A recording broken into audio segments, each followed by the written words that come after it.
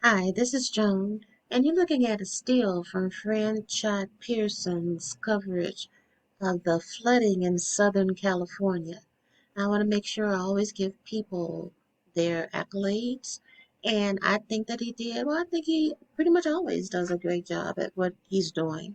He made a point of mentioning that the flooding was such that they got 3 months worth of flooding in 6 days or something like that. So, as you can see, that's a whole lot of flooding. But I'm not just here to repeat everything he said, even though what he said was great. Um, what I wanted to focus on was that for the last few days, I have been feeling like I wanted to say something about the video, the movie, Leave the World Behind. But I didn't because I felt like, well, you don't want to beat a dead horse. Everybody's already seen it. But I kept thinking, was it a prelude or was it telling people about an upcoming water event? I've always wondered about this crack in the wall, but it begins with this crack. And the thing is, I don't know how to pull up the movie. I tried before, and it looked great when I was filming it, but every place where the movie was supposed to be was not there. So, I can tell you about certain things and ask you to look at it because, everybody likes confirmation. But I had thought before that the blue was there because the world was kind of in a gloomy mood. It's blue. So, I kind of think now maybe it's telling you about water, not just about water, but a water event. Perhaps one that is even larger than what is occurring right now in San Diego. Now you can't see it on the large screen. It's only going to let you see down at the bottom. But this is the scene that really made me think something is going on, maybe with water. Now we have an upcoming eclipse, and that's April 8th. And that eclipse will put an X over southern Illinois, the parts that seem to be referring to Egypt, like there's a little Cairo or a little Egypt or something over there. So, April 8th, this eclipse is going to happen. And also, you notice in the shot, it seems like we have a frozen flag. It's not, it's waving, but it's stuck mid-wave. But what happens after that is this really, really brief scene that is really hard to capture. But it shows Clay holding water for a man. There it is, for Amanda. Now, it's really difficult to get it, and I hope you can see it. I hope you bear with me. But that really made me think it's something up with the water because why? What is the purpose in showing me the water sideways? It's kind of creepy and it's kind of like out of place. So, if you get a chance, look at the 1 hour, 41 minute, 25-second shot and you see what I mean. But there, okay, I'm trying to focus at the 1 hour, 9 minutes, which is what really made me think that something is up with water. Okay, and it's again a really, really quick shot. But I know you probably can't see it at the top, but it's 1 hour, 9 minutes, 51 seconds, and it's of Clay. And if you can see down here, he's drinking blue water. Now, I've watched that a few times and I wondered, did anybody else notice he's drinking blue water? All this emphasis on blue, all this emphasis on the beach, the ocean, the pool. It's telling you something about the water. All this emphasis on people wearing blue. Now, I know you probably can't see what I'm talking about, so I'll go back to Franchot Pearson's coverage of what's happening in San Diego. And, this could just be coincidental on my part.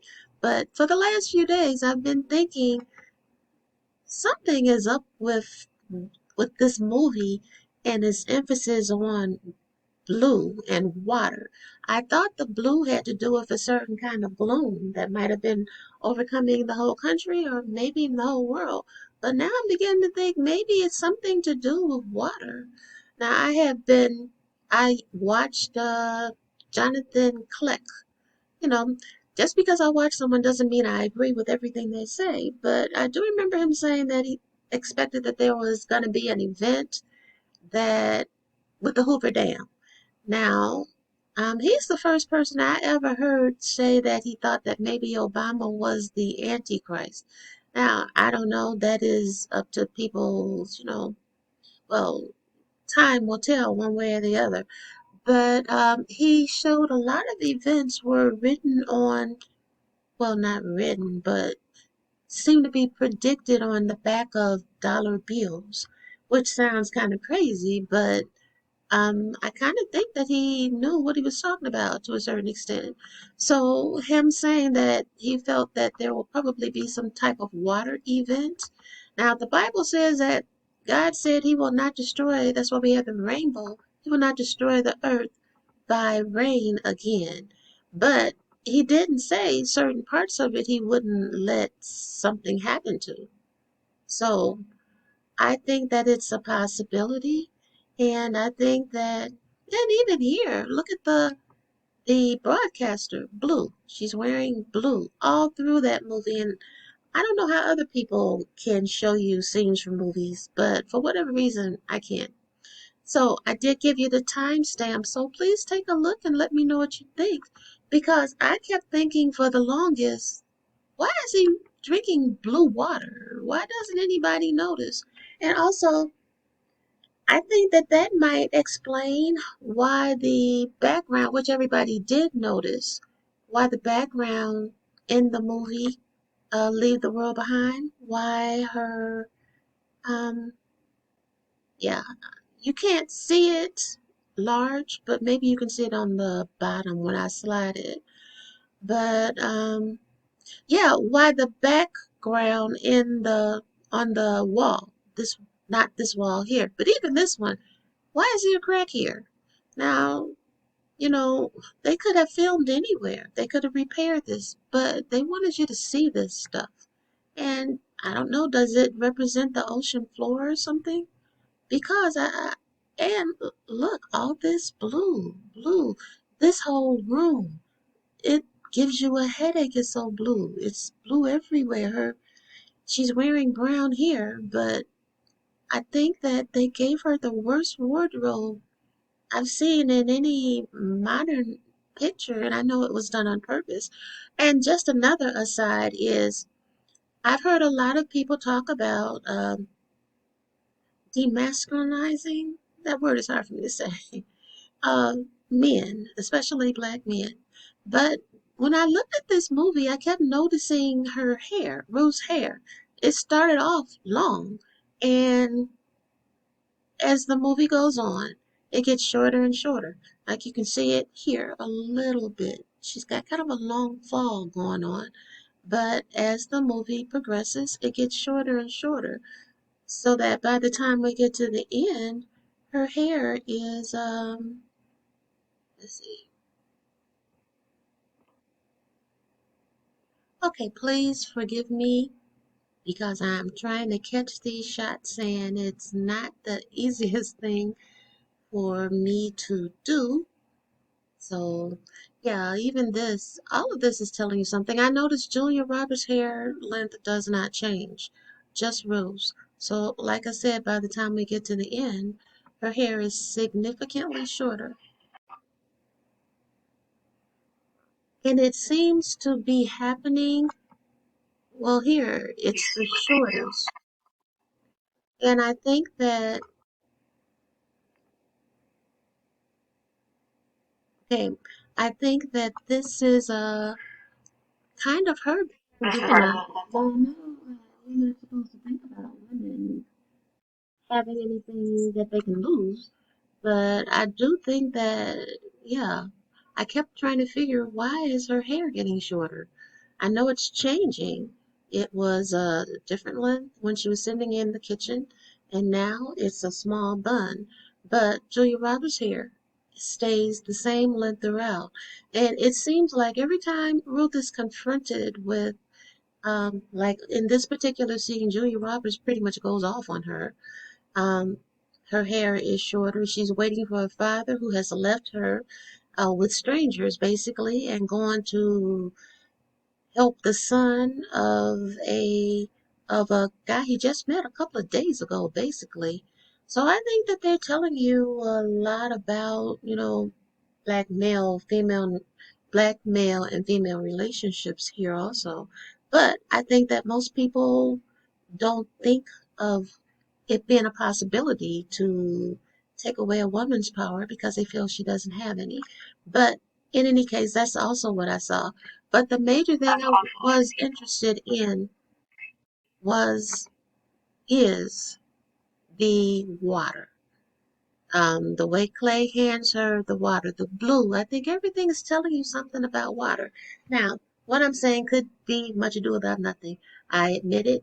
But since this is happening in San Diego, I did think that, and because it's been on my mind, I have been thinking about it for a while. But like I said, I've already done two videos about this. So I kind of thought, yeah, you don't need to say that. Plus, who knows if what you're saying will be relevant at all. But what I really aim to do is just give you something to think about. To me, thinking about things is like exercise, the way you exercise to keep your body in shape. You think about things to keep your mind in shape. So, hats off to friend Chad Pearson. He did a great job, as always. He always puts up, well, let me not say always. Nobody does anything all the time, but for the most part, I think what he does is very, very interesting, including his emphasis on decoding. So, he always, yeah. So you guys let me know what you think, if this is a possibility. And everybody always says prepare, but if 3 months of water falls on you in, what is it, 6 days, I'm not sure how you prepare for that. Not physically. I think you have a preliminary, a foundation preparation of prayer, being close to the Most High, and being wheat.